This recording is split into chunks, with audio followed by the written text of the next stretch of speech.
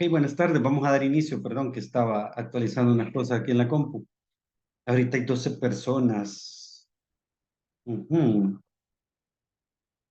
12 personas conectadas. Bueno, a las 12 personas que están, ¿qué les parece si por la puntualidad que han mostrado este día, y creo que la mayoría de veces, qué les parece si en el parcial les pongo 9? 9 de una sola vez. ¿Sí? Sí, Por mí perfecto. igual. Catherine, 12 Me tengo. parece bien. ¿Sí? Alguien tome captura de pantalla, me la envía, por favor, al mi correo. Perdón, a mi WhatsApp. Y lo único que tengo problemas, miren, no sé cómo va, o hagamos algo, si gustan con la nota, ya subieron la de principios generales del derecho. Yo sí, Lee. Sí, Ok, entonces no, hagámoslo con el otro trabajo que íbamos a hacer de ver un documental, porque el del examen me va a generar problemas, porque ya después si me preguntan, ¿y qué pasó con ellos? Entonces mejor hagámoslo así. 12 personas me lo mandan y me recuerdan un día antes del examen o el mismo día del examen. ¿Les parece? No es el del contrato social, ¿verdad? Sino que el otro, el que falta. Si quieren el del contrato social o si No, quieren mejor el del documental. ah, el del documental, quieren que les exonere. ¿Sí? Wendy. Por mí, sí, es que ya comencé a hacer el otro. Pues entonces el del documental les parece bien a todos, chicos. Manos arriba, los que dicen que sí. Catherine, Michelle, Marjorie, Ángela. Tengo 2 votos. 3. Tengo todos los votos. Pues los 12 ustedes, mándenme una captura de pantalla y me recuerdan, porque si no, a mí se me olvida. Así que voy a tomar la fotito ahorita. Me mandan igual, porque si no, se me va a olvidar. Y ahí estamos. Bueno, para que vean, yo quería premiar a los puntuales, fíjense, pero la vez pasada había mucha gente y todo esto. Entonces les voy a poner de un solo en el trabajo ese, les voy a poner 9, ¿les parece? Sí, me parece. Sí, muchas gracias. Ok, va, perfecto. Bueno, así soy yo, a veces hago ese tipo de cosas porque yo sé que es, aquí está, gracias. No sé quién lo mandó. Sí, ya, aquí está.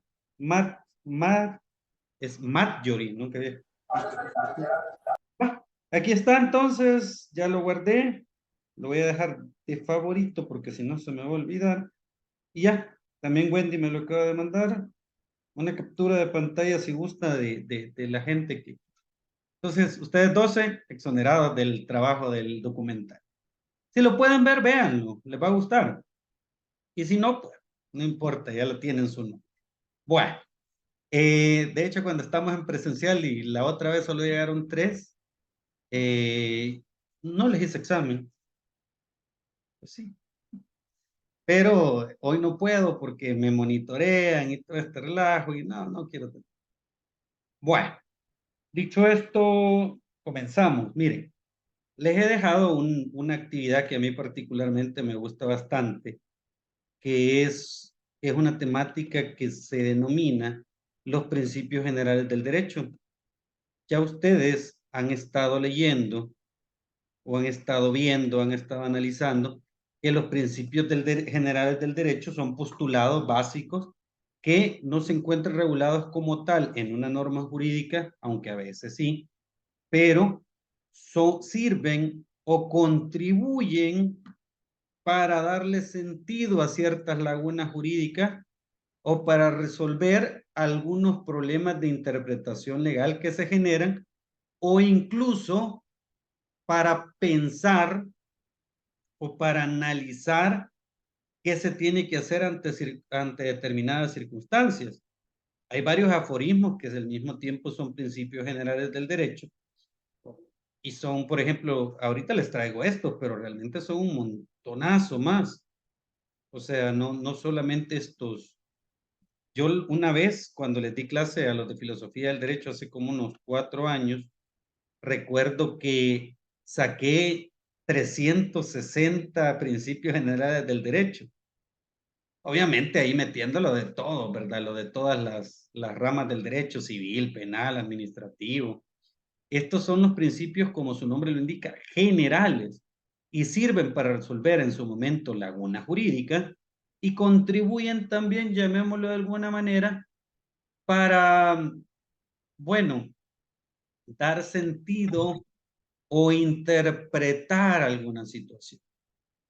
Dicho esto, algunos principios generales del derecho, insisto, no son los únicos, ustedes pueden ver un montón, pero vamos a analizarlos únicamente para que los tengan y sobre todo para las personas de primer año, que creo que nunca lo han de haber visto, pero si ya lo vieron, perfecto, no importa. Pero lo que sí quiero dejarles claro, que estos principios generales del derecho para muchos abogados son como la Biblia, son como dogmas que no se pueden romper y es bien complejo sacarlos de ahí. Y son principios generales, o sea, por ejemplo, el derecho nace del hecho, es obvio, o sea, ¿de dónde surge cualquier norma jurídica? A partir de la interacción de las personas, a partir de la interacción de los individuos que vivimos en sociedad. Por lo tanto, el derecho nace del hecho. Este es en derecho privado, lo van a ver, y en procesal, lo van a ver casi todos los días. Y es, lo accesorio sigue la suerte de lo principal. Hay uno que no está aquí, que a mí me gusta bastante, que el que puede lo más, puede lo menos. Yo recuerdo cuando estaba recibiendo la clase de procesal y me decían, y el juez puede ir a notificar, el juez, salir de su despacho, ir a notificar, hacer el acta de notificación y agregarle al proceso. Yo, por ejemplo, yo, Eddie Alcide Guandique Sánchez, juez de lo civil y mercantil de primero de lo civil y mercantil de San Salvador, vengo a, ¿cómo se llama? Vengo a notificar tal y cual cosa. ¿Puede el juez hacerlo? ¿Puede el juez notificar? Hay un notificador, hay un citador en cada tribunal, pero puede. Sí, puede. El que puede lo más, puede lo menos.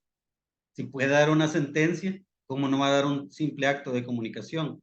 Sí se puede. Y hay sentencias de la Sala de lo Constitucional, de la Sala de lo Civil, que establecen esa situación. Pero dentro de este aforismo que estamos hablando, el de lo accesorio sigue la suerte de lo principal, es, por ejemplo, no es posible de que lo principal de la causa tenga un fallo y lo accesorio otro. Ejemplo, se me ocurre alguien que está pidiendo en un juicio ejecutivo una cantidad determinada de dinero y digan, sí, o sea, vamos a pagarle la deuda, pero fíjese que ya los intereses ya vencieron, ya, ya caducaron, ya prescribieron. No, si está dando lo principal, también lo accesorio, o a la inversa, fíjese que no se va a poder cobrar la deuda, pero sí los intereses. ¿Cómo que no? Si los intereses son accesorios a la pretensión principal, por lo tanto, sí se pueden cobrar. Este es el de ley para todos nosotros, el principio de legalidad en su máxima expresión. Y dice esta disposición o este principio general del derecho: lo que no está prohibido está permitido. Artículo 8, alguien lo busca, por favor, de la Constitución de la República, y otra busca el 86 de la Constitución de la República. ¿Qué dice el artículo? El 8. Léalo, por favor. Dice, nadie está obligado a hacer lo que la ley no manda ni a privarse de lo que ella no prohíbe. Incluso, miren, tiene un rasgo constitucional. Es decir, nadie, o sea, lo que no está prohibido está permitido. Ejemplo, ayer estaba hablando con una juez de lo civil y mercantil y me decía, fíjate que yo hice una una audiencia que no está regulada en el código para la entrega de un título valor, el regreso de un título valor que había sido objeto de un juicio ejecutivo. ¿Vos cómo lo ves? Y le digo yo, mira, no está prohibido. Y lo que no está prohibido está permitido. Está siendo todavía hasta más garantista para hacer ese acto de entrega formal del título valor. Los de primer año tal vez me estamos hablando en chino, pero hay un proceso ojalá que lo lleven conmigo, que se llama proceso ejecutivo. Es un proceso especial regulado en el Código Procesal Civil y Mercantil y sirve para cobrar deudas dinerarias que se fundamentan en un título ejecutivo. Por lo general, los títulos ejecutivos son los títulos valores, una letra de cambio, un pagaré, que son las más comunes. Entonces, escuchen bien esto y que les quede bien grabado. Si algo no está prohibido, está permitido. Ejemplo en mercantil. Ustedes saben de que hay contratos nominados y contratos no nominados. Es decir, hay contratos que se encuentran establecidos como tal en la legislación mercantil pertinente, pero también hay contratos que no son denominados o no se encuentran regulados con ese nombre en el Código de Comercio. En ese sentido, será prohibido, ¿no? Por ejemplo, el contrato de transferencia de tecnología, por ejemplo, el contrato know-how, el contrato de fletamento. Esos contratos no están regulados como tal en nuestro ordenamiento jurídico. Sin embargo, un comerciante los puede hacer valer o los puede usar. Sí, porque no está prohibido. Y todo lo que no está prohibido está permitido. Ahora, también hay otra principio general del derecho que dice que el género se deroga por la especie. Esa cuestión creo que no hay mucho donde explicar. El que yo les decía, y no me había percatado que era el 5, quien puede lo más, puede lo menos. O sea, si usted puede hacer una sentencia, puede notificar. Si usted puede hacer un auto, bueno, una sentencia, puede hacer un decreto, puede hacer lo que usted quiera, usted como juez. Entonces, quien puede hacerlo más, siempre va a poder hacerlo menos. Este básico en derecho registral y en derecho privado.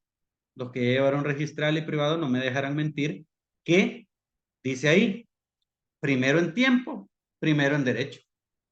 El primero que escribe se refuta dueño, aunque eso no es tan así, porque miren, llevar un documento al CNR o al Centro Nacional de Registro y que se lo inscriban, lo que da es publicidad. Hay una prioridad registral y una prioridad sustantiva. Pero esos son temas de otra cosa. Lo que les quiero decir es que el primero en tiempo, el primero que lo hace, el primero que hace la escritura es el dueño. Y el segundo, ya no. Nadie está obligado a lo imposible, también es otra situación que bueno, usted puede matar a un muerto, por ejemplo.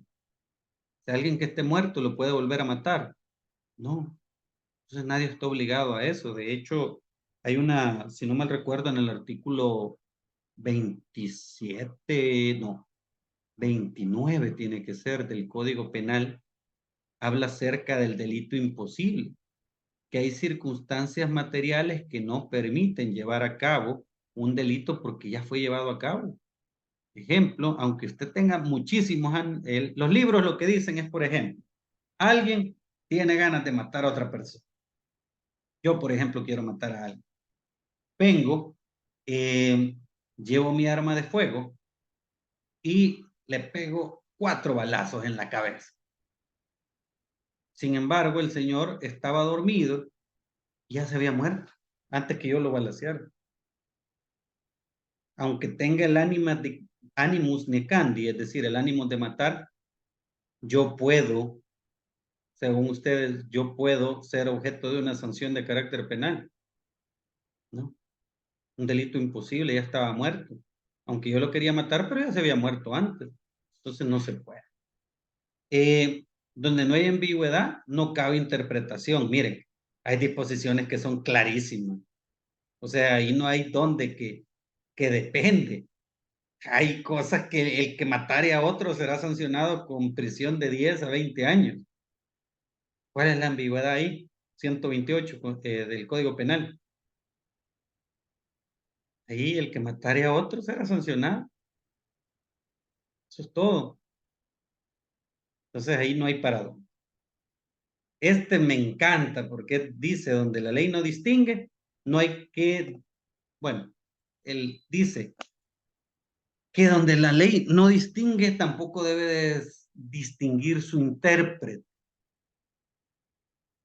O sea, si la ley no dice de que algo va solo para funcionarios públicos, si la ley no dice que solo va para agentes de autoridad, si la ley no dice que solo es para determinadas personas, usted como intérprete, ¿por qué lo tiene que hacer valer o lo tiene que hacer pensar en ese sentido? No, es bien básico, o sea, es bien claro eso.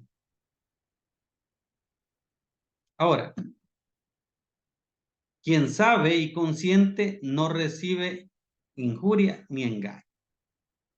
Si usted sabe que hay un cheque sin provisión de fondo y se lo dan, ¿qué injuria o qué engaño va a haber ahí? Si usted ya lo sabía con antelación.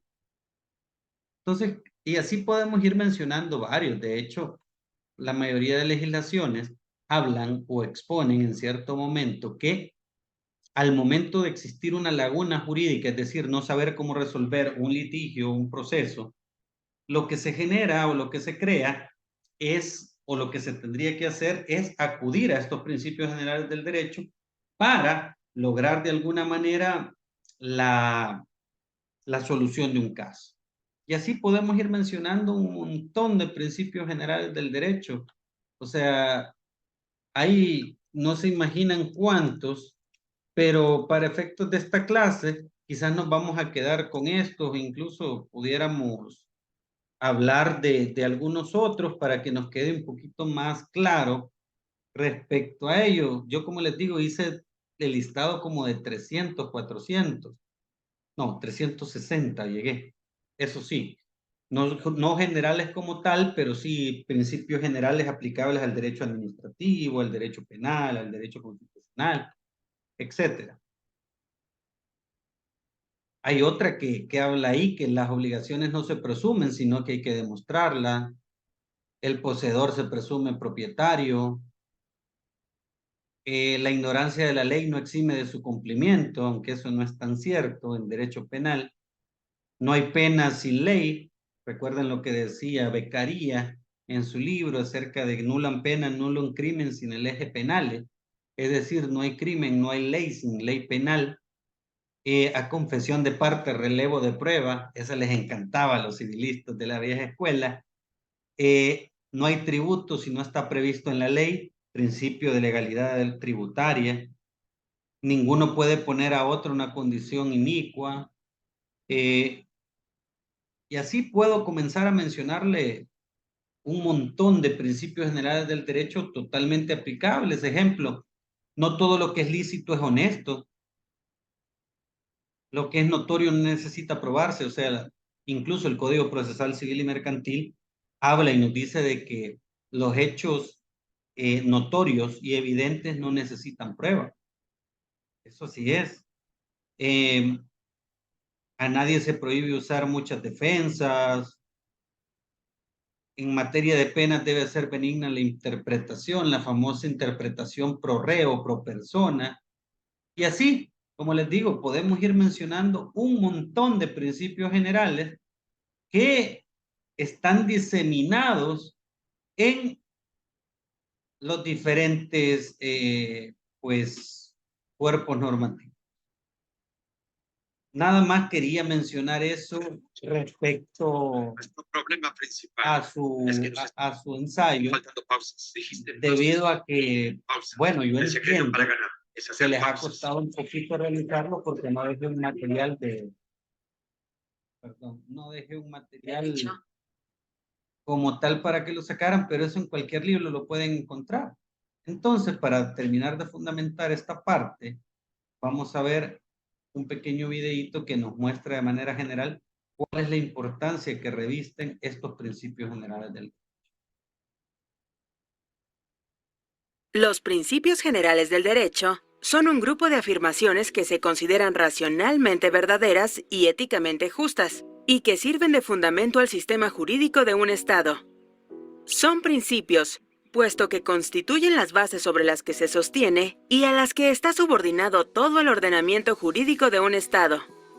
Son generales, pues no se aplican solo a algunas áreas específicas del derecho o de la sociedad, sino que impregnan a todo el aparato de leyes y normas. Son de derecho, puesto que no se trata simplemente de reflexiones morales bien intencionadas, sino de fórmulas técnicas pertenecientes al ámbito jurídico. Los principios generales del derecho son inviolables, en el sentido de que si una sentencia va en contra de algunos de estos principios, se considera que no hay derecho en absoluto, y por tanto, la sentencia es ilegítima. Además, son la fuente más elevada de autoridad. En el caso de que el ordenamiento jurídico de un Estado no posea una legislación positiva en torno a una cierta actuación, o bien, las leyes no resulten lo suficientemente específicas como para decidir en un caso determinado. Funciones de los principios generales del derecho. Constituyen el fundamento ético y racional del ordenamiento jurídico del Estado. Tanto la Constitución como las leyes orgánicas, las normas y los reglamentos, que en conjunto forman el derecho positivo de un país, se derivan de los principios y deben ceñirse a ellos en todos sus detalles. Proporcionan orientación a la hora de interpretar alguna ley o norma, cuyo sentido y manera de aplicación podrían resultar ambiguas.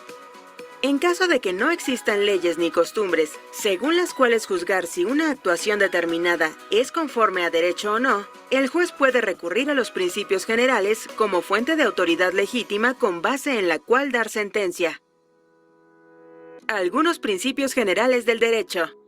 Los principios generales del derecho son numerosísimos y siguen incrementándose en la medida en que la doctrina y el ordenamiento jurídico evolucionan y se actualizan. Por otra parte, no todos los ordenamientos jurídicos se fundamentan exactamente sobre los mismos principios generales del derecho. Aunque hay muchísimos principios en común, puede suceder que un cierto principio invocado en un país no forme parte del basamiento jurídico en otro territorio. A continuación, vamos a conocer algunos de los principios generales del derecho más comunes, dejando en claro que existen muchos otros. Las leyes deben ser para todos. Es el principio de interés público. Un Estado debe gobernar para todos los habitantes de su territorio. Todas las leyes deben estar sujetas al interés de la sociedad, no al interés del Estado. Esto se ve reflejado cuando se cambian las constituciones de los países. Si se modifica un artículo o se añade a la Constitución, debe ser para beneficiar a toda la población, no solo a una parte de ella o a una parte del Estado. Nadie debe ser condenado sin ser oído. Este principio está relacionado con el debido proceso, que es el conjunto de garantías que el ordenamiento jurídico concede a todos aquellos que han sido acusados de un crimen. Y una de las garantías fundamentales en todo debido proceso es el derecho a la legítima defensa, es decir, a ser escuchado. Las famosas audiencias Nuremberg, donde se juzgaron los crímenes del régimen nazi, fueron justamente eso. Un espacio donde los criminales de guerra expusieron sus argumentos en defensa propia ante los jueces, el jurado y los acusadores. Se entiende que hace la cosa aquel a cuyo nombre se hace.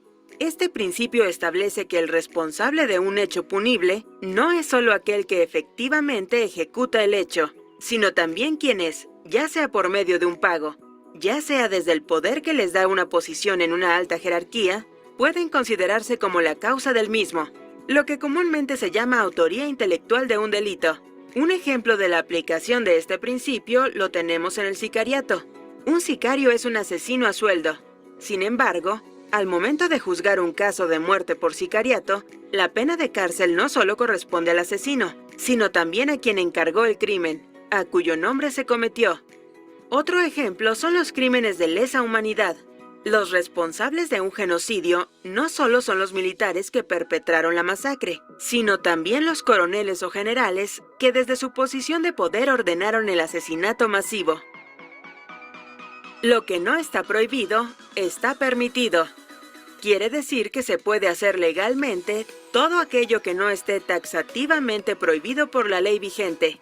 Por esta razón, muchas empresas contratan firmas de auditoría que, al conocer bien la ley y sus falencias, consiguen reducir significativamente las sumas que sus clientes deben pagar en impuestos, ahorrándoles dinero sin violar la ley. Quien sabe y consiente no recibe injuria ni engaño. Quiere decir que, si una persona tiene la madurez y salud mental necesaria para comprender las intenciones del otro, y además está de acuerdo con ellas, no puede considerarse una víctima, ni de engaño ni de agresión, pues actúa según su libre albedrío. La aplicación de este principio se observa en la legislación sobre abuso sexual vigente en muchos países del mundo. Para que exista tal crimen, es necesario que la víctima no sepa, no consienta o no sepa ni consienta. Pongamos como ejemplo el caso de una menor de edad. Incluso en el caso de que éste consintiera con las intenciones del adulto, existiría un caso de abuso, pues la ley asume que, por su propia minoría de edad, no es posible que el menor tuviera plena conciencia de lo que ha sucedido. De abuso sexual se trataría también si la víctima, consciente o no de las intenciones del abusador, no lo tolera y se resiste ante las acciones de este último. Todos somos iguales ante la ley. Es el principio que afirma que la ley debe tratar en igualdad de condiciones a cualquier individuo, hombre, mujer y perteneciente a cualquier nacionalidad, ideología política, creencia religiosa, etc. Lo mismo se aplica si comete algún delito. La ley debe ser imparcial y castigar con la misma pena establecida en las normas jurídicas a un funcionario que a un ciudadano común, a una persona que tiene recursos económicos que a una que no posee nada. El que afirma está obligado a probar.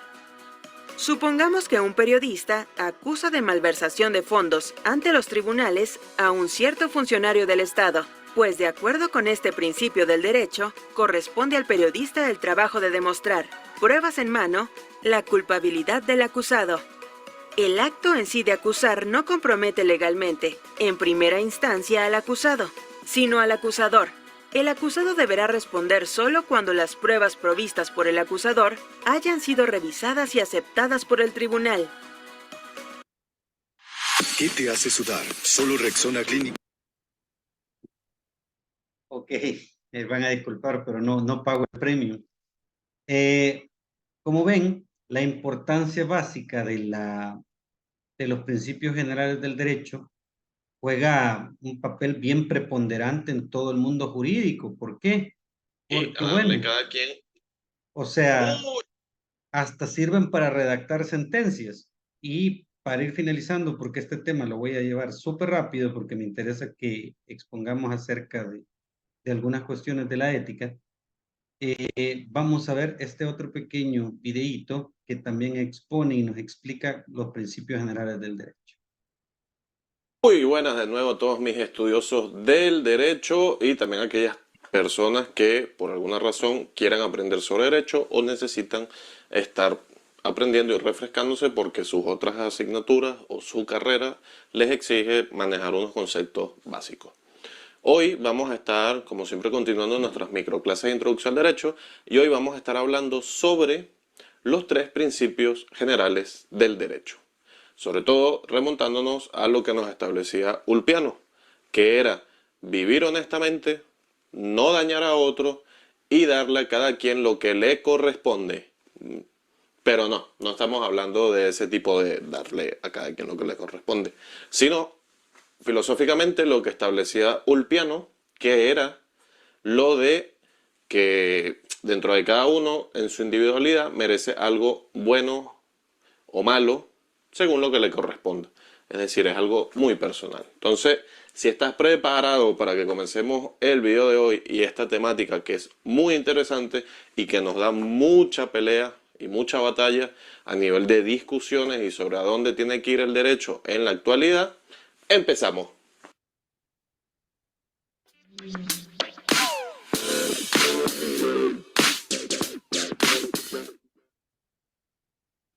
Como te estaba comentando, Ulpiano establecía 3 principios. El de no dañar a nadie, vivir honestamente y a darle a cada quien lo suyo. Entonces, ¿qué sucede? Cuando Ulpiano propuso esto, él quería hacer una reforma en la Guardia Pretoriana del Imperio Romano. A él lo exiliaron, volvió, compitió con otros juristas, después logra entrar en el gobierno y bueno, casualmente hubo una revuelta en algún momento en el Palacio del Emperador y la Guardia Pretoriana asesinó a Ulpiano. Entonces bueno, unos dicen que fue por las reformas que él quería hacer, otros que simplemente fue un accidente, pero bueno. Entre eso que estableció Ulpiano, de darle a cada quien lo suyo, hay mucha disyuntiva, ¿no? Y parte de eso es donde arranca el concepto de justicia. ¿Qué es la justicia? Ya Aristóteles también lo definía como la voluntad de darle a cada quien lo suyo. ¿Cuál es el problema con esto? Que cuando hablamos de esto, es un poco ya más filosófico porque se hacen preguntas, ¿no? Ya más filosóficas en cuestión. Primero que en la justicia lo primero que se plantea es quién define lo suyo. Porque yo puedo decir que lo mío, lo que me corresponde a mí es una cosa y otra persona puede decir que no, que eso no me corresponde a mí, sino que es otra cosa la que me corresponde. Ya por ahí partimos de que quién lo define, ¿no? Quién define lo suyo. Y que eso se da a partir es del mérito y el desmérito de cada quien. Es decir, por las cosas buenas que haces o por las cosas malas que haces es donde se te aplica lo que te corresponde. La justicia viene de un estado de necesidad donde las sociedades buscan particularmente ir desarrollándose en pro de la convivencia general. Por eso es que también hablamos del bien común dentro de los principios generales del derecho. Justicia, bien común y equidad. Que ya es lo primero donde partió Ulpiano, pero donde arranca con el tema después de justicia, ¿no? O sea, como modificando a lo largo de los años.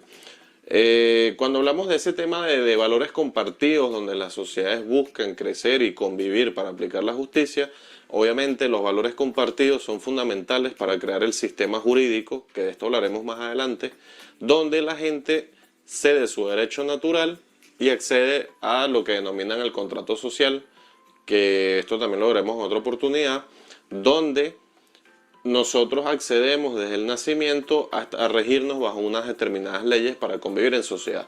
¿Cuál es ese contrato social?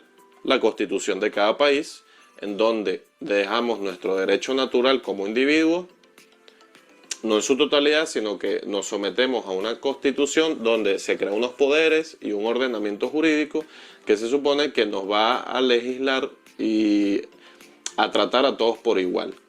La justicia también actualmente ya no antes era justicia solo por un determinado grupo de personas. Ahora la justicia hablamos de que es universal, no excluye a nadie. Y aquí hay que tener un tema muy claro. Que la justicia sea universal y no excluya a nadie no quiere decir que sea justa realmente para todo el mundo.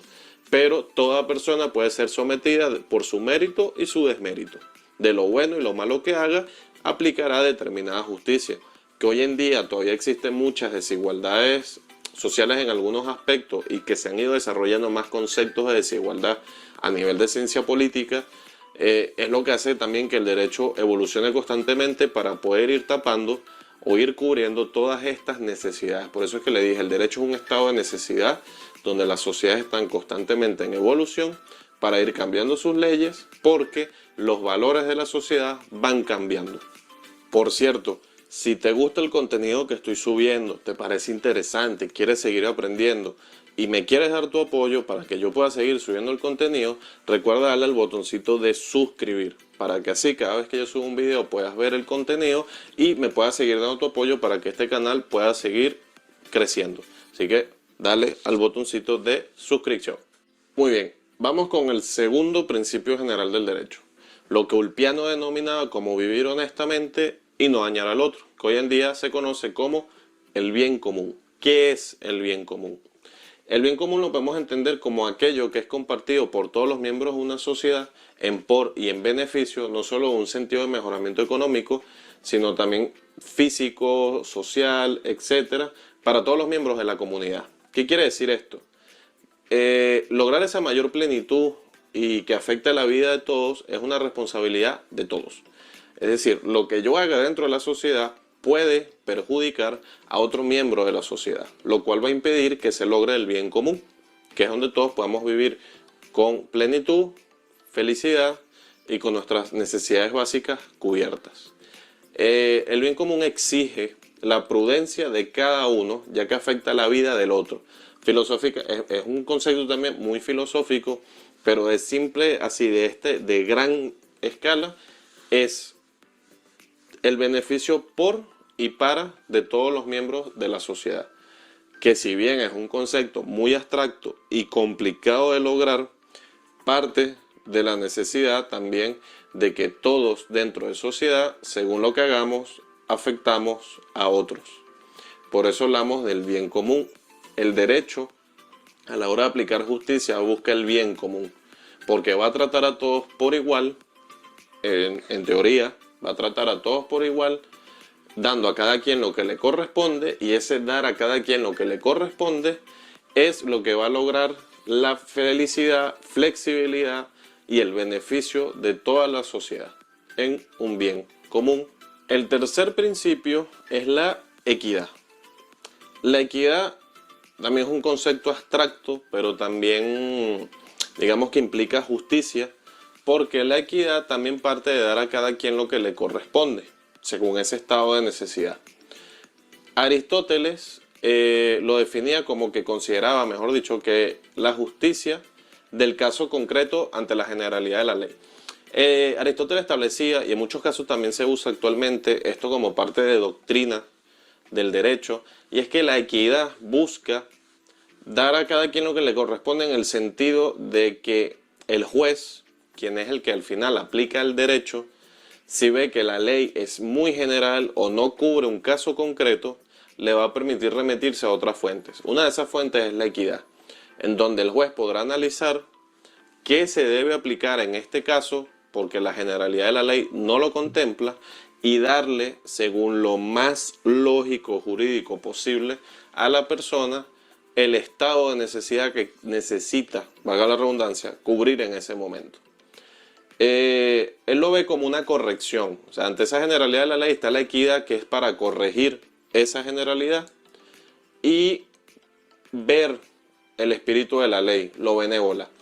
Esto ya es muy de jurista, esto requiere mucha lógica jurídica, porque el sentido, lo que es hablar del espíritu de la ley, es entender qué quiso decir el legislador, el juez interpretarlo y los juristas interpretarlos, y ver cuál es ese espíritu, qué fin social busca la ley, y que si no cubre ese caso que se está planteando en la sociedad, porque en ese momento no se pensó, el juez podrá tomar el criterio y ver en ese espíritu de la ley, buscar esa benevolencia que tiene la ley para aplicarla al caso en concreto que se desea resolver.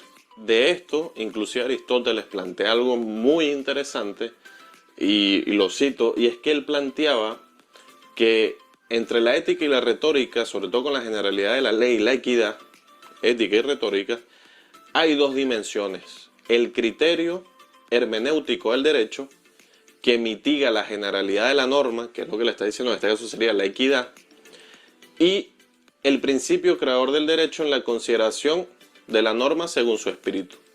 Es decir, hay un criterio hermenéutico cerrado, esta generalidad de la ley, pero también entonces tenemos esta parte de principio creador que nos permite ir redactando el derecho, y es lo que después vamos a conocer como jurisprudencia, para resolver casos concretos que la ley no abarca y que la ley no se ha ido actualizando porque tiene que cumplir unos tiempos de legislación y una parte burocrática. La jurisprudencia, que es este principio también creador del derecho, esta fase del principio de la ley, este criterio que tiene el juez para subsanar esta parte.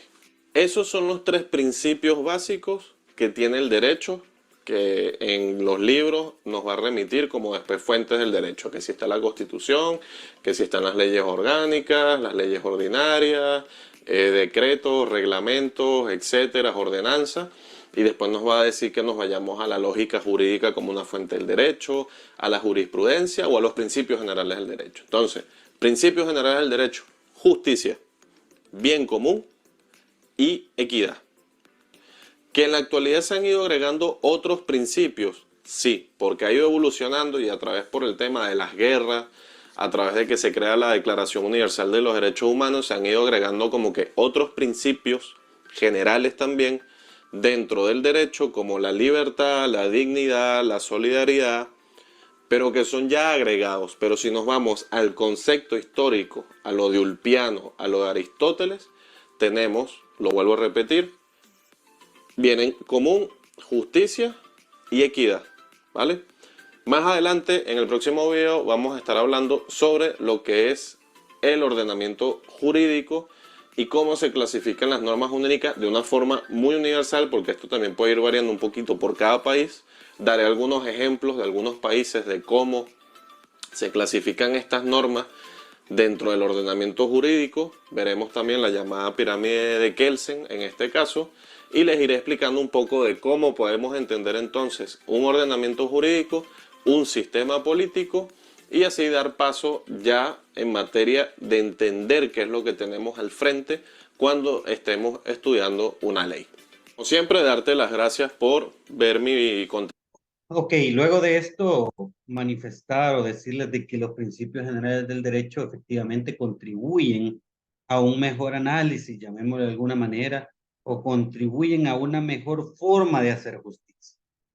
Ustedes cuando están haciendo sus prácticas, cuando están trabajando, se acordarán de que muchos casos se resuelven conforme a principios generales del derecho. ¿Por qué? Porque ahí se enmarca la esencia clásica de lo que es el derecho. Entonces, nosotros venimos hablando y se viene diciendo y se viene exponiendo un montón de situaciones. De hecho, ya que habemos un poquito más, aunque no los 75, pero sí decirles que hay una temática que no vamos a poder ver en clase que se llama técnica jurídica, que voy a subir la diapositiva que les tenía preparada por cuestiones de tiempo. Sin embargo, luego de ver los principios generales del derecho, y como decía uno de los videos, los principios generales del derecho se enmarcan sobre axiomas éticos. Pero entonces, ¿qué podemos entender por ética? ¿O para qué nos sirve la ética? Bueno, podemos exponer muchas situaciones, para lo cual vamos, y esto ya es como ya lo último de la materia. Vamos a hablar un poco aparte, y aquí por favor quitémonos cualquier situación de carácter política, económica o algo que tengamos por acá, porque no es mi afán venir a reclamar o decir algo, sino que yo todo lo que voy a decir de ahora en adelante está basado en datos, ¿ya? Está basado en datos y sobre todo está basado en circunstancias o en cuestiones que ahí ustedes lo pueden valorarlas. Entonces vamos a hablar un poco acerca de los avances y desafíos de la ética, que por cierto, la deontología es aquella ciencia de la ética de las profesiones. Y los códigos deontológicos son aquellos códigos establecidos para regular situaciones éticas de determinada profesión. Existe el Código de Ética Judicial, existe la Ley de Ética Gubernamental, el Código de Ética Publicitaria, hay códigos de ética en las alcaldías, en las empresas. De hecho, yo tengo el gusto de estar dando ética y responsabilidad social empresarial en la maestría de Derecho Corporativo, que ojalá los tengamos por ahí más adelante. Y hay un montón de circunstancias de carácter ética que, bueno, son situaciones que contribuyen a un mejor desarrollo o desempeño de las diferentes actividades cotidianas que realizan las personas. En ese orden de ideas, decirles entonces que la ética es algo práctico. Vemos la ética ya en lo etéreo, Platón, Aristóteles, el sueño, pero la ética va más allá y vamos a ver qué es lo que conlleva. Vamos a ver este pequeño video. Nada más me confirman si, bueno, se tiene que escuchar.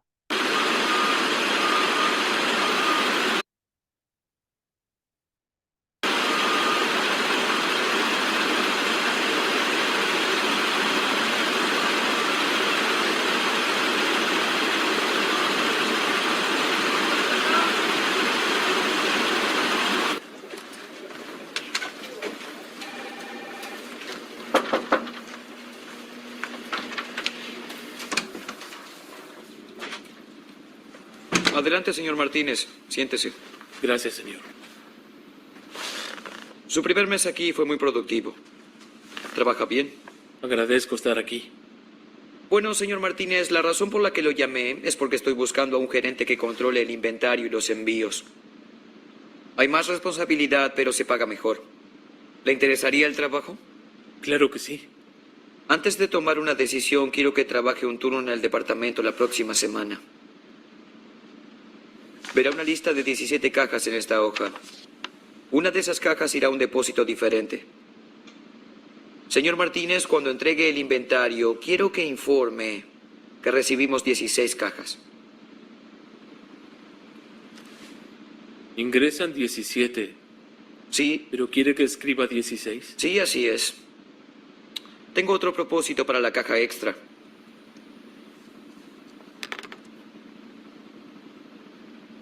Pertenece a mi equipo, ¿sí?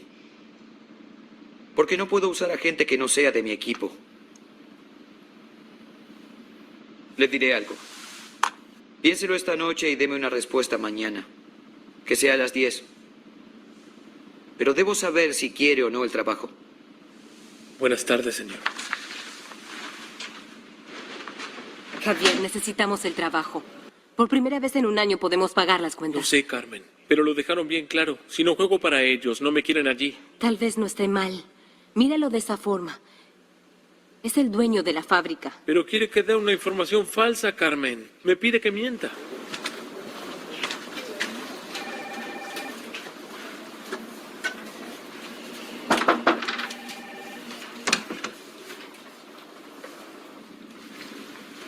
Buenos días, señor. Buenos días, señor Martínez. ¿Cómo está hoy? Bien, gracias. ¿Y usted? Aún no lo sé. Por favor, siéntese. Confío en que haya pensado sobre lo conversado ayer. Sí, señor, lo hice. Bien, ¿y qué decidió? ¿Es de mi equipo? Señor Tyson, agradezco mucho trabajar aquí. Pero no puedo hacer lo que pide. ¿Y por qué no? Porque está mal, señor. Y estaría deshonrando a Dios y a toda mi familia si lo hago.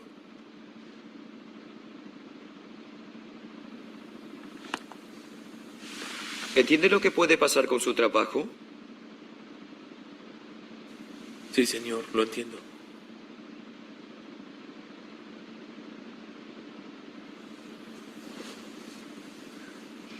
Javier, ¿puedo estrechar su mano?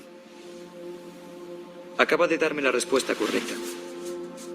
Busqué a alguien que maneje el inventario y los envíos y francamente usted era la última en mi lista. Pero necesito a alguien en quien confiar. ¿Acepta el trabajo? Ajustaremos su paga. Será un honor para mí. Bien, el trabajo es suyo. Walter revisará los detalles con usted y haremos el anuncio al personal el lunes. Felicitaciones, Javier. Oh, y Javier, gracias por su integridad. No es muy común. Bien hecho, Javier. Luego de 6 entrevistas me desalentaba.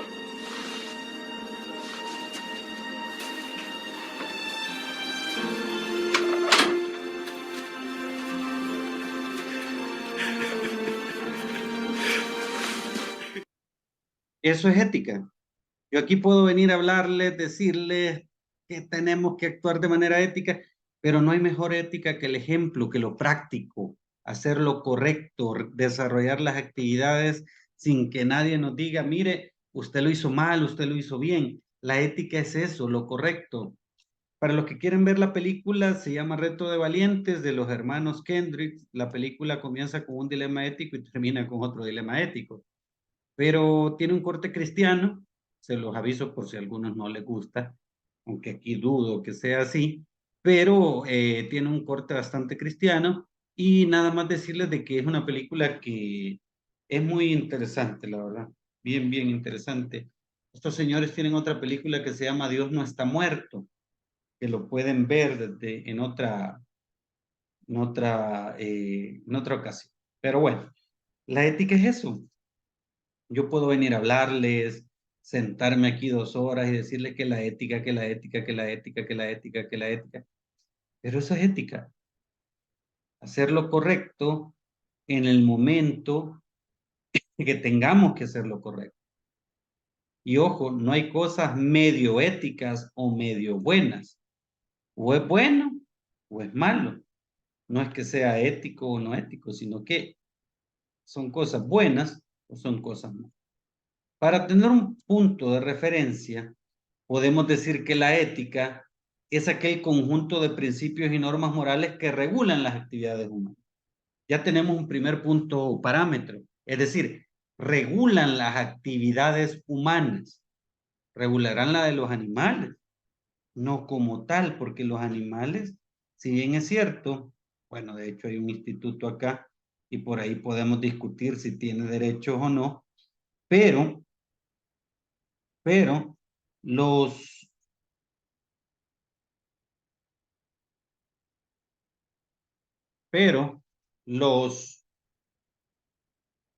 llamémoslo así, los animales no tienen una conciencia como tal. Hay un libro de un escrito de un señor que se llama Kinkelhammer, que habla acerca de que los animales tienen derechos y otros dicen que no. Dejémoslo en que la ética regula las actividades humanas. Al mismo tiempo, la ética estudia la moral y determina lo que es bueno o malo. Y desde este punto de cómo se debe de actuar, es decir, que la ética pudiéramos definirla como aquella teoría o ciencia del comportamiento de los seres humanos. También es aquella forma de ser y de actuar de las personas. Bueno, estos son los valores. Los valores son aquellas formas de ser y de actuar que son altamente deseables como atributos o cualidades, pues posibilitan una convivencia gratificante. Entonces, la ética como tal tiene que ver con lo correcto, con lo bueno, con lo que se espera. Y hay otro vocablo que se llama moral. Quiero dejar claro en algo. Ética viene de ethos, del griego ethos, y moral viene del latín mores, que ambos significan costumbres. Entonces, desde el origen etimológico, la palabra ética y la palabra moral están concatenados. No podemos verlos separados, están concatenados. Lo que quiero decir o lo que quiero manifestar, que hay mucha gente que pierde el tiempo discutiendo que si la ética es lo interno, que si la moral es lo externo, que si aquí, que si allá, que si no sé qué, que aquí, que allá. Miren, para efectos prácticos, ética y moral vendría a constituir lo mismo. Para esta clase, tomémoslo como sinónimo. Entonces, la moral, básicamente, en una de sus excepciones, es decir, en sus significados más básicos, es aquella ciencia que trata del bien en general y de las acciones humanas en orden de su bondad o malicia.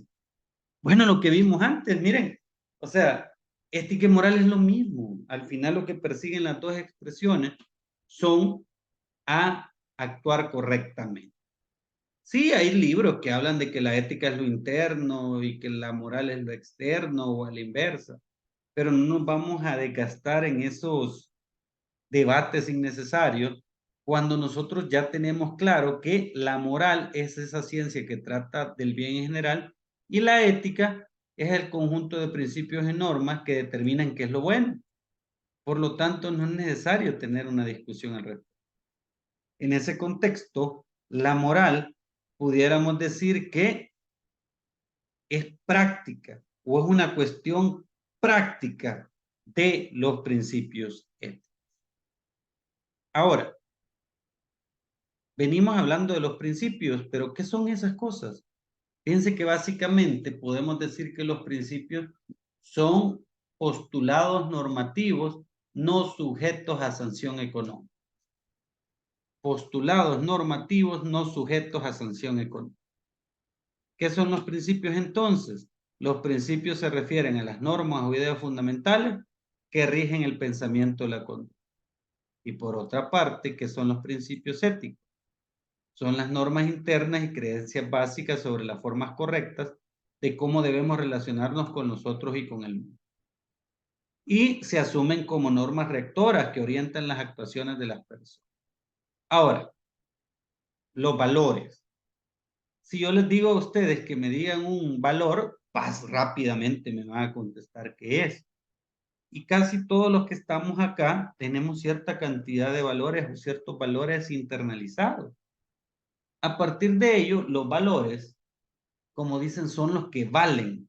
Yo me acuerdo cuando andaba trabajando en el Tribunal de Ética, me correspondía ir a Dulce Nombre de María en Chalatenango, Nombre de Jesús, Chalatenango, Conchagua en La Unión, El Carrizal. Me correspondía ir a todos esos lugares y yo cuando me bajaba del microbús, buenas tardes, buenos días, buenas tardes, buenos días. ¿Sabían quién era yo? No. ¿Me iban a volver a ver? Lo más seguro es que no. Pero la gente era bien educada. Esos son los valores, solo el valor de saludar. Eso juega un papel preponderante en todas ellas. Ahora bien, estos valores podemos definirlos como aquellas formas de ser y de actuar que de las personas que son altamente deseables como atributos o cualidades y que permiten una construcción de una convivencia gratificante en la dignidad humana. Y acá juega un papel la cultura, sí. Y se pueden cambiar los aspectos culturales, sí. ¿Qué tenemos que cambiar? El continuismo, seguir haciendo lo mismo.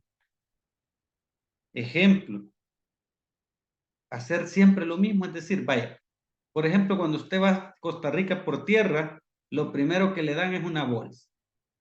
Si es salvadoreño, le dan 2, para que ahí meta toda la basura que usted va a hacer en territorio costarricense. Cuando usted anda en todo el trayecto, se comporta súper bien y anda la bolsa. Pero ¿qué pasa cuando ya viene acá a El Salvador? Amarra la bolsa y lo bota. Y me decía una persona por ahí, la boto al río. Es peligroso, le digo yo, decir eso. Entonces, ¿cómo es posible que usted cambió allá y no pueda cambiar aquí? Por ejemplo, las personas que vienen de Estados Unidos y lo primero que hacen cuando van por Comalapa, o más bien ahí por Olocuilta, espérame, quiero orinar, voy a bajarme. Y hacen sus necesidades fisiológicas en la calle. O sea, ¿cómo es posible que allá no lo hacía y aquí sí? Entonces, ese continuismo hay que cambiar. Y miren, la ética es una cuestión práctica, insisto. Aquí en este país se han gastado millones y millones de dólares por querer ver la parte ética desde un punto de vista teórico, dogmático, cuando la ética es práctica. Ejemplo, yo no tengo hijos, no tengo esposa, no, nada. Pero me contaba un amigo y me decía, fíjate que un día llegó mi hijo con un carrito y ese carrito no era de él. Ah, le digo, ¿qué crees que le dije? No sé, contame. No, hombre, eso se llama egoísmo. Mañana tráele un carrito a tu hermana. No, no le dije eso. No que le dije, vaya, este carrito no es tú. Así que lo vamos a ir a devolver mañana. Y fui con él y lo devolvimos y pedimos disculpas. ¿Qué internalizó el niño en ese momento? Que hacer lo correcto está bien. Que si se equivocó puede ver de alguna manera cómo solventar. Entonces, es importante saber de que la ética es práctica. debemos de cambiar un fatalismo no institucional, sino que un fatalismo para todo. La gente, miren, eso, si usted conoce a alguien que tiene fatalismo, que ya voy a explicar qué es, aléjese, porque es más contagioso que el COVID, la gripe porcina y la gripe aviar y todo. El fatalismo institucional y a nivel general es bien complejo. El fatalismo son esa gente que si hace frío, que porque hace frío. Que si hace calor, que porque hace calor. Que está lloviendo, que porque llovió. Que si no llueve, ay, la sequía. Que si tembló, que por qué tembló. Que qué miedo los temblores. Que si no tiembla, no, hombre, un solo va a dar porque las placas tectónicas no se liberan. Si hay trabazón, que qué mal que hay trabazón. Si está todo bien y que no hay trabazón, no, hombre, miren, fíjense que ay, llegué muy temprano. O sea, siempre se quejan por todo. Eso hay que cambiar. Y esto implica un cambio de actitud, no de conducta, de actitud hacia lo positivo. Miren, en la administración pública hay una serie de disposiciones de carácter internacional que hablan acerca de la ética o cómo se debe regular. Aquí nada más se los dejo como una cuestión ahí para que ustedes lo conozcan. Esta no es clase de ética profesional, pero existe el Código Iberoamericano de Buen Gobierno. Está la Carta Iberoamericana de los Derechos y Deberes del Ciudadano en relación con la administración pública. Pero básicamente todos estos cuerpos normativos exponen que la ética en la función pública debe estar integrada por la lealtad, la honestidad, la vocación, la probidad, una confianza mutua, etc. Entonces, el ciudadano, la persona que habita en un país determinado, tiene que tener alguna garantía básica respecto a la ética. Hay una cuestión que se llaman los ODS, que no sé si ustedes lo han escuchado mencionar, los famosos objetivos del desarrollo o los objetivos de desarrollo sostenible.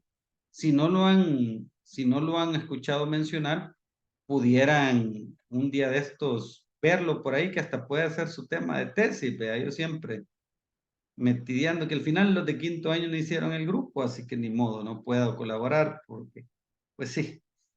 Pero puede ser un tema interesante de tesis que puedan valorar la parte que tiene que ver con los objetivos de desarrollo del milenio o del desarrollo sostenible y poder analizar lo que eso implica, incluso no solo para esta materia, sino que para cualquier otra.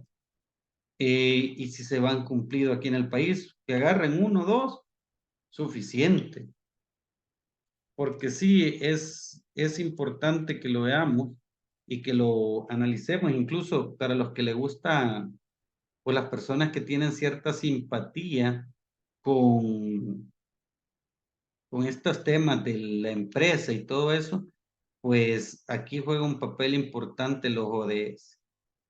No quiero dejar esa temática como en blanco, así que vamos a ver este pequeño video que les expone de manera rápida qué son los ODS.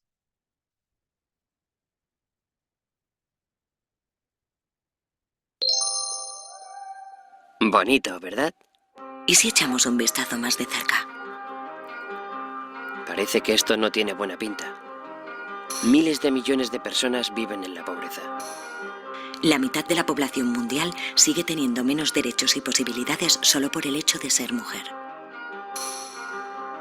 Aún no están asegurados todos los derechos humanos para todas las personas. Siguen aumentando las desigualdades entre personas ricas y pobres entre unos países y otros. Sufrimos altos índices de contaminación y pérdida de biodiversidad. Tenemos un modelo de vida que no respeta los límites biofísicos del planeta. En septiembre de 2015, conscientes de esta realidad, los líderes mundiales adoptaron en el seno de Naciones Unidas un acuerdo, la Agenda 2030 y los Objetivos de Desarrollo Sostenible. Se trata de un acuerdo internacional sin precedentes, con vigencia hasta el año 2030, y que reconoce la importancia de abordar a la vez la lucha contra la pobreza, el cuidado del planeta y la disminución de las desigualdades. Pero, ¿cuáles son sus contenidos? 5 elementos fundamentales. Personas. No dejar a nadie atrás. Dignidad e igualdad de todas las personas en un medio ambiente saludable. Planeta. Colocar la protección del planeta en el centro. Prosperidad. Transformar las economías para disfrutar de una vida próspera y plena en armonía con la naturaleza. Paz. Propiciar sociedades pacíficas. Alianzas. Crear una alianza mundial entre los diferentes actores. Y para conseguirlo se proponen los ODS, los Objetivos de Desarrollo Sostenible, que son los siguientes. 1. Fin de la pobreza. Poner fin a la pobreza en todas sus formas y en todo el mundo. 2. Hambre cero. Poner fin al hambre. Lograr la seguridad alimentaria y la mejora de la nutrición y promover la agricultura sostenible. 3. Buena salud. Garantizar una vida sana y promover el bienestar de todas las personas a todas las edades. 4. Educación de calidad. Garantizar una educación inclusiva y equitativa de calidad y promover oportunidades de aprendizaje permanente. 5. Igualdad de género. Lograr la igualdad de género y empoderar a todas las mujeres y niñas. 6. Agua potable y saneamiento. Garantizar la disponibilidad y la gestión sostenible del agua y el saneamiento. 7. Energías sostenibles. Garantizar el acceso a una energía asequible, fiable, sostenible y moderna. 8. Empleo y crecimiento económico. Promover el crecimiento económico, el empleo pleno y productivo y el trabajo decente. 9. Innovación e infraestructuras. Construir infraestructuras resilientes, promover la industrialización inclusiva y sostenible y fomentar la innovación. 10. Reducción de las desigualdades. Reducir la desigualdad en los países y entre ellos. 11. Ciudades y comunidades sostenibles. Lograr que las ciudades y los asentamientos humanos sean inclusivos, seguros, resilientes y sostenibles. 12. Consumo y producción sostenibles. Garantizar modalidades de consumo y producción sostenibles. 13. Acción por el clima. Adoptar medidas urgentes para combatir el cambio climático y sus efectos. 14. Vida submarina. Conservar y utilizar sosteniblemente los océanos, los mares y los recursos marinos para el desarrollo sostenible. 15. Flora y fauna terrestres. Proteger, restablecer y promover el uso sostenible de los bosques y los ecosistemas terrestres. Luchar contra la desertificación. Detener e invertir la degradación de las tierras y la pérdida de biodiversidad. 16. Paz y justicia. Promover sociedades pacíficas e inclusivas, facilitar el acceso a la justicia para todas las personas y construir a todos los niveles instituciones eficaces e inclusivas que rindan cuentas. 17. Alianza para el logro de los objetivos. Fortalecer los medios de implementación y revitalizar la Alianza Mundial para el Desarrollo Sostenible. Cada uno de estos objetivos se detalla en metas e indicadores, que nos irán mostrando si avanzamos en el camino marcado. Será más fácil alcanzar los objetivos propuestos si todos los sectores nos involucramos, gobiernos e instituciones públicas de todos los niveles, entidades sociales, sector privado y, en general, todas las personas, tanto del norte como del sur. Nos encontramos en un momento clave. Es el momento de marcar un punto de inflexión y la Agenda 2030 puede ser un instrumento para ello. Todos y todas tenemos un compromiso con el planeta en el que vivimos y con las personas con las que lo compartimos y lo compartiremos. Bonito, ¿verdad? Ok, hay mucho que decir al respecto de, yo entiendo de que hasta pudiera ser una carta al niño Dios, por decirlo de alguna manera. Fíjense que todas las personas tenemos un derecho particularmente. Hemos hablado mucho sobre el Plan de Desarrollo Sostenible y ya hemos definido de qué se trata. les decía, es bien importante, y casi nadie nos los explica, que nosotros tenemos ciertos derechos. Entre esos derechos se encuentra el derecho a un buen gobierno. Lastimosamente casi nunca nos detenemos a pensar en esto. Y hay un código iberoamericano de buen gobierno que expone eso de los ODS, que son bien importantes, pero al mismo tiempo y perdón lo que voy a decir, pero yo siento de que son cosas básicamente irrealizables o que básicamente no se pueden realizar. Sin embargo, al menos ya viéndolos en una agenda política, económica de todos estos entes, yo creo que al menos están tomando algún tipo de acciones para lograr que se respeten de alguna manera. Ahora bien, el buen gobierno incluye la rendición de cuentas, la lucha contra la corrupción, la transparencia, la participación ciudadana, etcétera, etcétera. Pero quiero llegar a algo que en los últimos años se ha venido popularizando, por decirlo de alguna manera, un término que se denomina ética pública. Pero ¿qué es la ética pública? Miren, la ética pública no es más que esa actitud, óigase bien, actitud de acto o una disposición interna de las personas que desempeñan funciones públicas. ¿Para qué? Para cumplir cabalmente con los postulados que establece la Constitución de la República.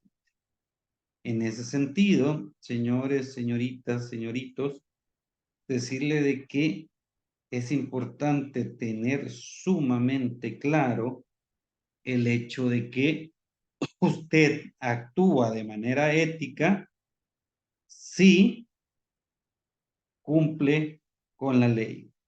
Pero ahí es una cosa bien compleja porque ustedes saben que hay leyes que no son éticas. Ustedes vieron los juicios de Nuremberg.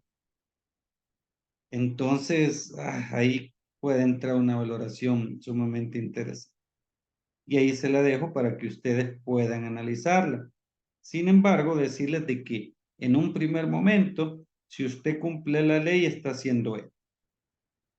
El naturalista me va a atacar y me va a decir cosas, pero entendida esto como una ley correcta, como una ley que respeta los valores fundamentales. Acá en este punto tenemos que reconocer algo. Todo acto contrario a la ética pública viene a constituir corrupción. Pero ¿qué es corrupción? Miren, la corrupción la podemos definir como aquel acto ilegal que ocurre cuando una persona abusa de su poder para obtener algún beneficio para sí mismo o para sus familiares y amigos. En ese orden de ideas, decirles que, bueno, hay gente que piensa en la gran corrupción y de hecho últimamente se han destapado un montón de casos de corrupción, pero muy poca gente piensa en aquellos casos de corrupción más, no sé cómo llamarlos, pero más superficiales. Hagamos un ejercicio ahorita. Piensen, no me lo digan, les voy a dar 10 segundos, en un acto de corrupción que ustedes conozcan. No me lo digan, simplemente piensen.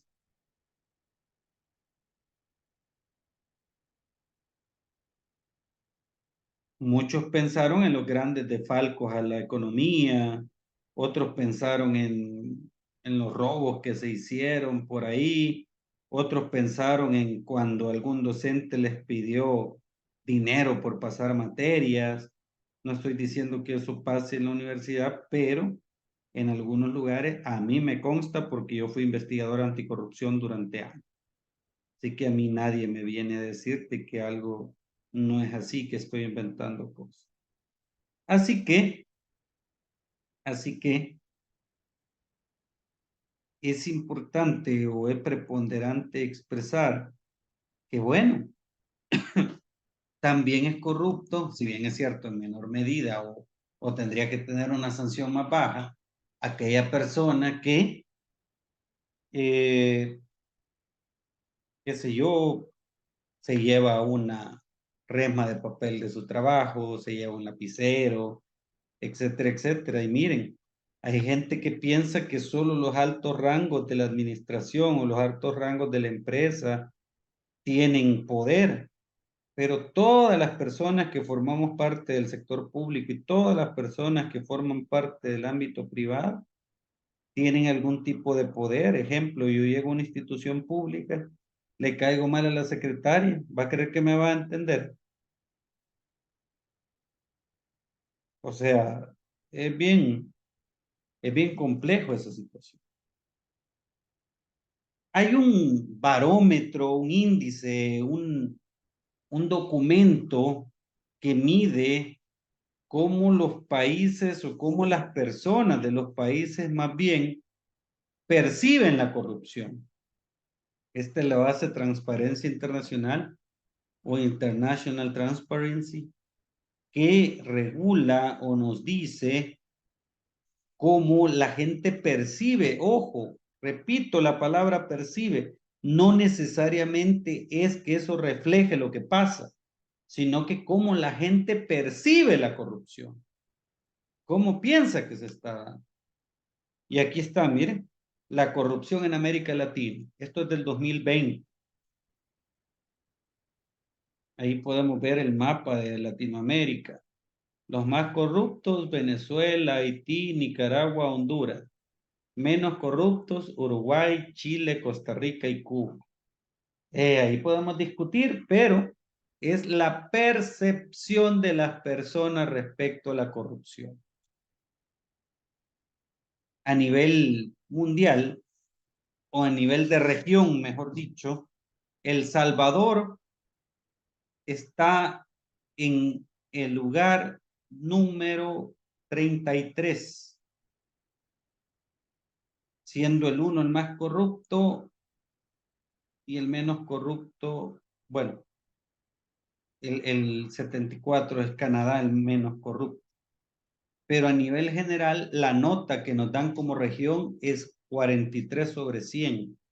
Es decir, se percibe, el 2023 todavía no ha salido, pero se percibe que somos una región bastante corrupta. Y otra vez, les pregunto, ¿han sido objetos ustedes de algún acto de corrupción? A veces lo naturalizamos, pero hay personas, por ejemplo, que pide dádivas por hacer algún tipo de trámite que le corresponde dentro de la empresa o de la institución. Me llama la atención Canadá, Uruguay, Estados Unidos, Chile, Barbados, Bahamas, San Vicente y las Granadinas, Dominica, Santa Lucía, Costa Rica, son los que están arriba del top. Y los últimos Venezuela, Haití, Nicaragua, Honduras, Guatemala, Paraguay, México, etcétera. Entonces, no necesariamente, insisto, es que sean corruptos, pero sí hay una percepción de corrupción respecto a. Y el deber de nosotros como ciudadanos, como personas, es que debemos colaborar en ese combate a la corrupción. ¿Para qué? Para configurar un Estado democrático de derecho. Estado democrático del Estado, pues es Estado democrático de derecho. Configurado por derechos, garantías, derechos, obligaciones que dan las personas. Y acá hay un punto que son los derechos humanos y la lucha contra la corrupción. Ahora, tenemos que fundamentar ¿qué? La participación ciudadana. Y hay una palabra que yo sé que ya la han de haber escuchado que se llama gobernanza. Es decir, cómo gobernar, cómo hacer para gobernar. Y en ese sentido, la gobernanza involucra aquel arte o manera de gobernar que se propone como objeto el logro de un desarrollo económico y social. Y una fórmula anticorrupción, y esto pueden encontrarlo donde ustedes quieran, se tiene que fundamentar la ética, la transparencia y la participación. Y debemos empoderar a las personas. En ese sentido, les pregunto, y contéstense esas preguntas, les voy a dar unos segunditos. ¿Ha sido víctima de algún acto de corrupción? ¿Qué hizo? ¿Ha realizado algún acto de corrupción usted? ¿Ha denunciado algún acto? ¿Conoce cuáles son los mecanismos para denunciar una práctica corrupta? ¿Cuáles son las instancias para denunciar un acto de corrupción? Y así pudiéramos abordar, pero pensemos en esas preguntas. Yo sé que la mayoría de los que estamos acá sí hemos sufrido algún acto de corrupción y no hemos podido denunciar por miedo. Hay varios mecanismos de protección para la corrupción en el país.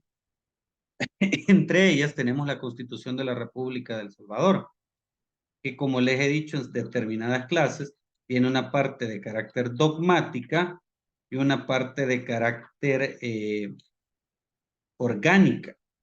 Y la parte dogmática surge en derechos y por ende la legislación secundaria que trata o procura por la lucha contra la corrupción. Al final, el principio y fin de toda la actividad del Estado, ¿cuál es? Conforme al artículo 1. La persona, el individuo. ¿Y existe alguna ley para denunciar las prácticas corruptas? De hecho, existen varias. Podemos hablar del ámbito penal, que ahí tenemos la ley de probidad, el código penal, la ley de lavado de dinero, etcétera, etcétera. Administrativamente tenemos la ley de acceso a la información pública, ley de ética gubernamental. En el ámbito civil, la ley de enriquecimiento ilícito, el código civil como tal, etcétera. En el ámbito de derecho internacional público tenemos, por ejemplo, la Convención Interamericana de Derechos Humanos, la Convención Interamericana contra la Corrupción, la Convención de las Naciones Unidas contra la Corrupción, etcétera, etcétera. Y hay varias instituciones, pero ahorita solo nos vamos a circunscribir algunas. Las instituciones, Tribunal de Ética, la Fiscalía, podemos acudir a la sección de investigación profesional de la Corte Suprema de Justicia, etcétera, etcétera. Y tenemos la legislación también y la sociedad civil.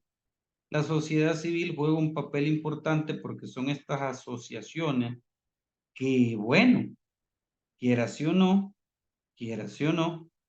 son o juegan un papel importante en la fundamentación de las personas o en el fomento de los derechos de las personas. Acá lo que yo les decía, el Tratado Marco de Seguridad Democrática en Centroamérica, tenemos estos códigos de las organizaciones de las Naciones Unidas, etcétera, etcétera,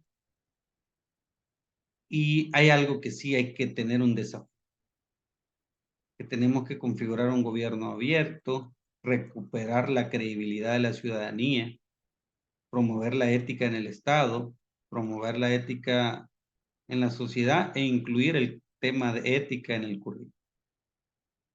Así que este punto es de vital importancia para que nosotros entendamos, todas las repercusiones que tienen que ver con ética, y sobre todo en el correcto funcionamiento del aparataje y andamiaje estatal. En ese orden de ideas, manifestarles que, bueno, para eso también tenemos que creo, o quisiera creer que ya lo vieron en ética profesional, tenemos una cuestión que se llama deontología. Y como les decía en su momento, la deontología no es más que esa situación que estudia los códigos o parámetros.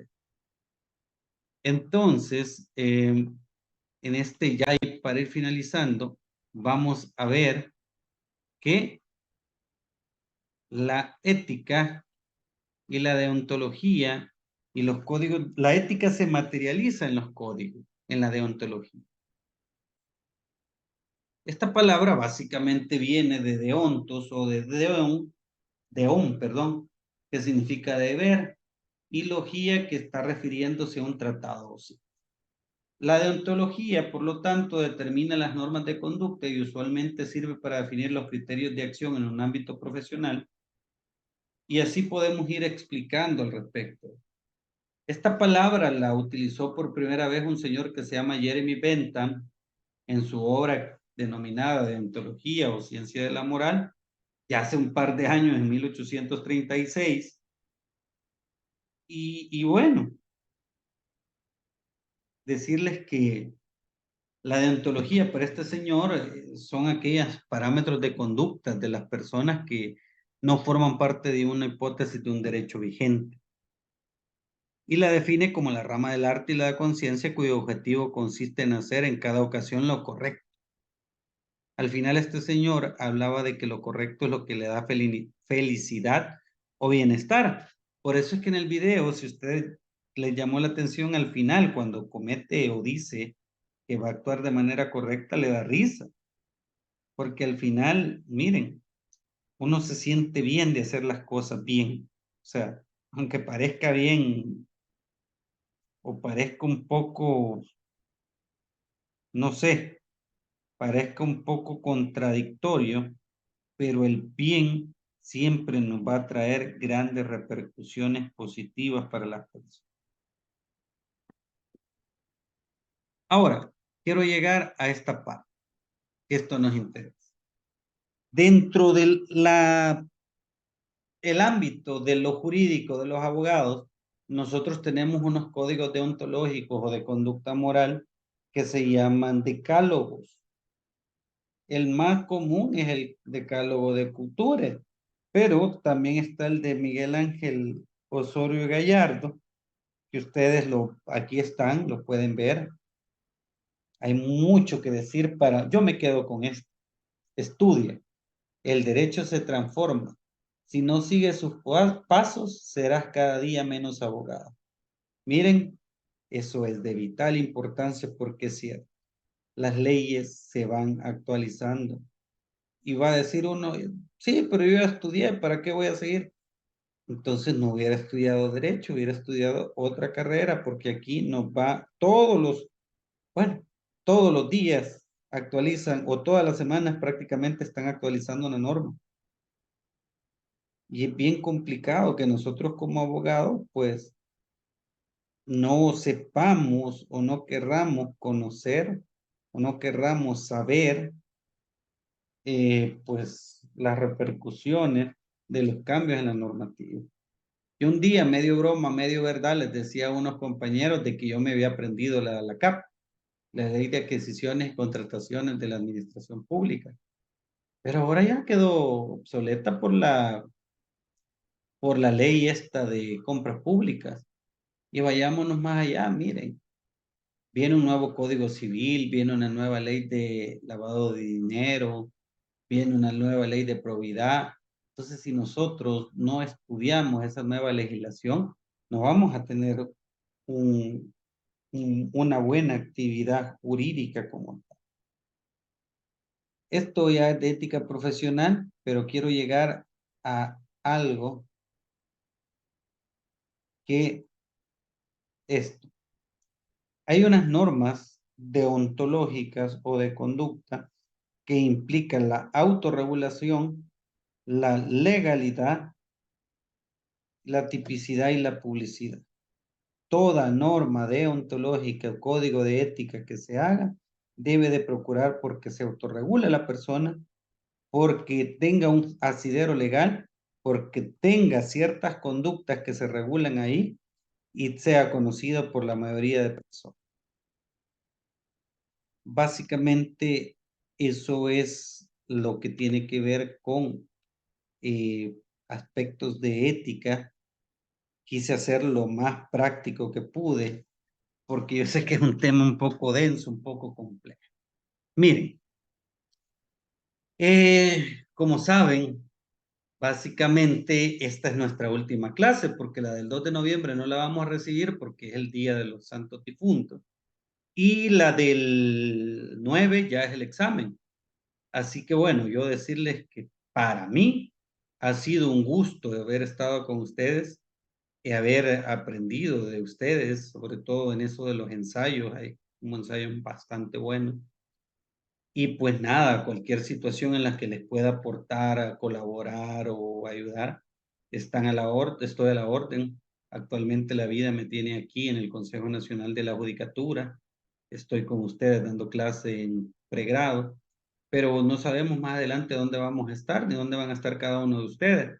Así que de mi parte agradecerles y también quizás pedirles disculpas porque tal vez para dar esta materia por medio virtual es un poco pesado, es un poco cansado. Yo sé que estar oyendo y traté de poner videos, pero aún así se vuelve cansado, se vuelve pesado el estudio de esta materia, pero espero que por lo menos se hayan llevado un par de ideas fundamentales del positivismo, del naturalismo, de la ética, de los valores, de los principios, de para qué sirve la filosofía del derecho, qué implicaciones tiene la filosofía del derecho, que existen normas de conductas éticas que nos regulan como ciudadanos, que nos regulan como abogados, y sobre todo que la filosofía del derecho es un análisis de repensar o pensar en lo pensado, reflexionar sobre lo pensado, y que la filosofía del derecho nos sirve para encontrar la esencia, el tuétano de el derecho como tal, de la ciencia jurídica como tal. Sin los aportes de la mayoría de los pensadores del derecho, no tuviéramos códigos, no tuviéramos una normativa como tal, pero decirles de que a pesar de todo ello, les agradezco a las personas que siempre se conectaron, les agradezco a las personas que presentaron sus trabajos en tiempo, tienen un trabajo, bueno, dos trabajos todavía, que es el del contrato social, y tienen el trabajo también, que todavía no les he puesto las indicaciones, sobre un documental. Para el trabajo del documental van a tener hasta el día del examen para presentarlo. Es un documental que habla de cómo el derecho se entremezcla con el poder, cómo funciona el poder, pero el derecho o el derecho es un mecanismo que utilizan las personas que ostentan el poder para hacer un cambio en un sistema, para hacer un cambio en todas las personas y en todos los individuos que pues regula de alguna manera, o más bien, el derecho contribuye o está de la mano con el poder. ¿Por qué? Porque el derecho vigente en un lugar y en una época determinada va a responder a los intereses políticos y económicos que se tienen. Yo a mis alumnos les explico, por ejemplo, lo de las famosas tierras ejidales, los ejidos. Antes, por ejemplo, habían unas tierras que se quitan a las personas, que eran de todos, las tierras comunales, comunal. Por lo tanto, en aquel tiempo se cambió por una reforma liberal que hubo en 1886. A partir de eso hay mucho que hablar de historia. Perdón, a mí me gusta la historia. Pero vuelvo, insisto, yo sé que ahorita tal vez no lo vean tan práctico el aspecto del derecho natural y el derecho positivo, pero si alguno de ustedes tiene la oportunidad de estar en la Corte Interamericana de Derechos Humanos, en la Convención Interamericana de Derechos Humanos, en un juzgado de sentencia, en una sala de lo constitucional, en una sala de lo penal, en una sala de lo civil, van a acordarse de mí y van a decir, hey, los principios generales del derecho de verdad son importantes conocerlos. Hey, la cuestión del derecho natural es importante conocerlo. Y así podemos ir comentando un montón de situaciones. Pero lo importante y lo que les quiero dejar claro es que para mí fue un gusto haber estado con ustedes en un ciclo un poco extraño, porque a mí también yo me siento un poco extraño desde lo virtual para dar esta materia. Dar procesal civil y mercantil es más fácil que dar esta materia, pero vuelvo, insisto, a lo que les decía. Les agradezco por el tiempo. Si en algo les puedo ayudar, estoy a sus órdenes. E incluso decirles de que, bueno, si en algo quizás no me di a entender o algo tal vez le falta el respeto, uno nunca sabe. Cuando a veces hago comentarios sobre religiones o algo, les pido disculpas y espero que la clase haya tenido las repercusiones que yo quería y que ahí están algunos materialitos en el campo virtual. descárguenlo. De hecho, les puse un libro para esta semana que les va a servir más adelante, de un autor salvadoreño que fue el director, que es Marco Vela, muy bueno él, y pues va a contribuir a su crecimiento profesional. Así que este día nos vamos a retirar un poco antes de la hora, en vista que es el último día de clase. Les voy a dejar lo de la tarea para la próxima clase, perdón, para la próxima semana. Voy a dejar los ámbitos que voy a evaluar de la tarea. Y el examen, ya saben, viene de lo que hemos visto en clase. Los que estuvieron, los 20, 22 necios que estuvimos aquí, va a ser bien fácil. Me llamó la atención que en el segundo periodo hubo gente que me sacó 4 y otra gente que me sacó 10. Realmente no sé qué pasó. Pero bueno, así que sin hacer más largas esto, como dicen, que el que mucho se despide es porque no se quiere ir. Pero en mi caso es más que todo porque creo que no tuvimos la interacción. De hecho, si me ven algún sábado en la universidad o algún día, ahí me saludan porque yo a ustedes no los conocí. No, nunca los conocí más que por fotos, y algunas fotos ni se ven. Entonces creo que esto de la educación virtual es bonito porque facilita unas cosas, pero también desnaturaliza otras. Así que nada más decirles eso. Cualquier cosa a sus órdenes, ahí tienen mi número. Y pues cuídense mucho. Nada más eso y nos estamos viendo. Ahí. Chao. Gracias, doctor. Buenas noches. Gracias, doctor. Buenas noches, un gusto. Gracias, doctor. Buenas noches. Buenas noches. Muchas gracias por todo, doctor. Un gusto. Feliz noche. Feliz noche. Bendiciones. Buenas noches. Gracias, Jesús. Gracias por todo, doctor. Buenas noches. Cuídense. Gracias por todo, doctor. Feliz noche. Feliz noche. Ah, ustedes son los que solo ponen la cámara, solo se conectan. No, Lick, es que me está costando salirme ahorita. Estoy bromeando. Cuídense. Nos vemos. Gracias, Lick. Feliz noche. Noche. Usted sí, Stephanie. Solo puso la clase.